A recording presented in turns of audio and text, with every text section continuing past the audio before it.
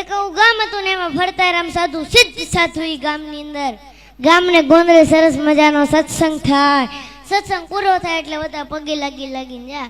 એમાં એક વાણિયાનો છોકરો યુવાન પણ ગરીબ, બહુ વાણિયા કોઈ દાડ ગરીબ નહીં પણ આ હતો તે ગરીબ બહુ. તે બધા પગે લાગીને જતા રહે ને તોય ગુરુભાઈ એમને શાંતિ બે. તે એકવાર સાધુએ એને પ્રશ્ન પૂછ્યો કે ભાઈ તું કેમ બે?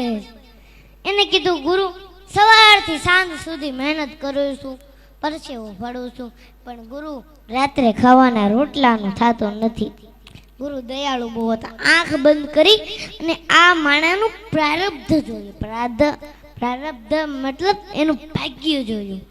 ભાગ્યમાં તો દેખાણું કે આની તો આખી જિંદગી દુઃખમય છે. આંખ ઉઘાડીને કીધું કે તારી તો આખી જિંદગી દુઃખમય છે, પણ જા 5 વર્ષ સુધી હું તને સુખી કરી શકું. 5 વર્ષ પછી આની આ પરિસ્થિતિ થઈ જાય. બોલ તારે મંજૂર છે? એને કીધું કઈ વાંધો નહીં ગુરુ, પણ આ સુખ મળ્યા પછી દુઃખ બહુ વહમું લાગશે, વિચાર કરી લે. એને કીધું કાંઈ વાંધો નહીં, 5 વર્ષ તો સુખ મળશે. એને કીધું કાંઈ વાંધો નહીં ગુરુ, 5 વર્ષ મને સુખી કરો. અને ગુરુએ 2 હાથ માથે મૂક્યા હો અને એટલું જ કીધું જા કાલથી તારા સુખના દિવસો ચાલુ, 5 વર્ષ સુધી તારે ત્યાં તન ખૂટશે નહીં, જા. અને જેવો જ ઘરે ગયો બીજે જ દાડે એને વિચાર આવ્યો કે આ ઘરની અંદર વાસણો જરા કેવા વધારે છે, લાઈન વેચી દઉં, વેપાર કરું. કોઈ સાધુના આશીર્વાદ ફળી જાય ને તો કઈ પૈસાનો ઢગલો નથી કરી જતા. એ બુદ્ધિમાં ક્લિક થાય અને બુદ્ધિમાં જે ક્લિક થાય ને એ સાચી પડે. ભગવાન બુદ્ધિ પ્રદાતા છે. અને ઓલાએ જે ધંધો ચાલુ કરો ઓબલ ને ત્રોબલ ને એવો ધંધો એવા નાણાં ને કે માણા આગળ પાછળ ફરવા મળ્યા.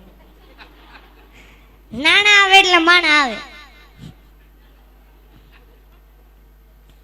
અને પૂછ્યું કે ભાઈ તારે લગ્ન કરવા? તો કે હા લગ્ન તો કરવા. કહું કે છોકરી આપીને લગ્ન થઈ ગયા.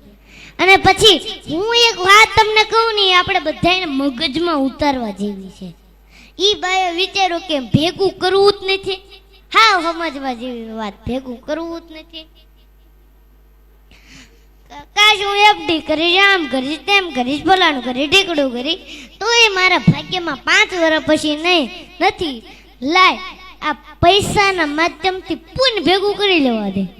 મોટા મોટા સત્કર્મ કરાવે, કુવાઓ ખોદાવે, વાવું ગળાવે, જનતા અનક્ષત્રો ચાલુ કર્યા. આવા સંતોને બોલાવી મોટા મોટા સત્સંગના પારાયણો કરાવ્યા. અને 5 વર્ષ પછી ઓલા સિદ્ધ સાધુ પાછા ફરતા ગામમાં આવ્યા. અને આખું ગામ પાછું ભેગું થયું. અને ઓલા તો ભાઈ આ ગુરુ ફેલા હતા, દોડતો આવ્યો, ધૂળમાં દંડવટ કરવા માંડ્યો. એને કીધું કેમ છે ભાઈ? તો કે ગુરુ જ્યારથી તમારી દ્રષ્ટિ મારા ઉપર પડી છે ત્યારથી ઈશ્વરે મને 1000 હાથથી દેવાનું ચાલુ કર્યું છે, પાછું વળીને જોયું નથી. અને ગુરુ આ 5 વર્ષમાં દુઃખ શું કહેવાય એ મને આ 5 વર્ષમાં ખબર નથી પડી. અને 5 વર્ષ કેમ જતા રહ્યા એ હોતને ખબર નથી પડી ગુરુ.